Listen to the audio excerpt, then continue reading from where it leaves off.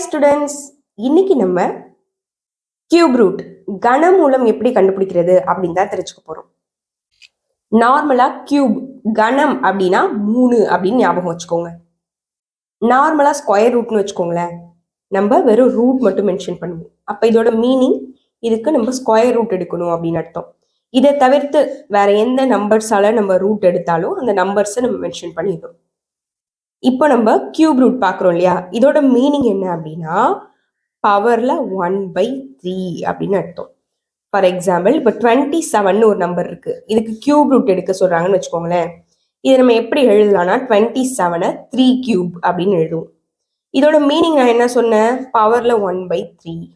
அப்போ இந்த 3யும் இந்த 3யும் கேன்சல் ஆயிடும். அப்போ இதோட ஆன்சர் 3. இப்படிதான் இதை கண்டுபிடிக்கணும். இப்போ 1 to 10 வரைக்கும் இருக்கிற அந்த கனமூலம் கியூப் ரூட்ஸ் என்னென்ன அப்படின்னு இப்போ நம்ம தெரிஞ்சுக்கலாம். 1க்கு கியூப் ரூட் எடுக்கிறோம் அப்படின்னா அதோட வேல்யூ 1 தான்.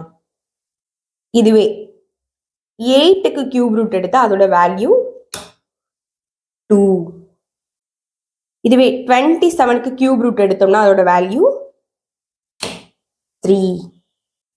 இதுவே நம்ம 64க்கு கியூப் ரூட் எடுத்தோம் அப்படின்னா அதோட வேல்யூ 4. 125 125க்கு கியூப் ரூட் வேல்யூ எடுத்தா 5. 216ஓட கனமூலம் கியூப் ரூட் வேல்யூ 6. 343ஓட கியூப் ரூட் கனமூலம் என்ன அப்படின்னா 7. 512க்கு கியூப் ரூட் கனமூலம் எடுத்தோம் அப்படின்னா அதோட வேல்யூ 8. 729 7 to 9க்கு கியூப் ரூட் கனமூலம் எடுத்தோம் அப்படின்னா அதோட வேல்யூ 9.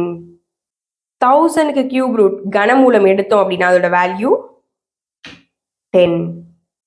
இந்த 10 வரைக்குமான வேல்யூவை நீங்க ஞாபகம் வச்சுக்கிட்டாலே போதும், அதிகமான சம்ஸ் உங்களால போட முடியும். இது ரொம்ப ரொம்ப இம்பார்ட்டன்ட். அதனால அடிக்கடி பிராக்டிஸ் பண்ணி பாருங்க, எழுதி பாருங்க, அப்பதான் உங்க ஞாபகத்துல இருக்கும். பாய்.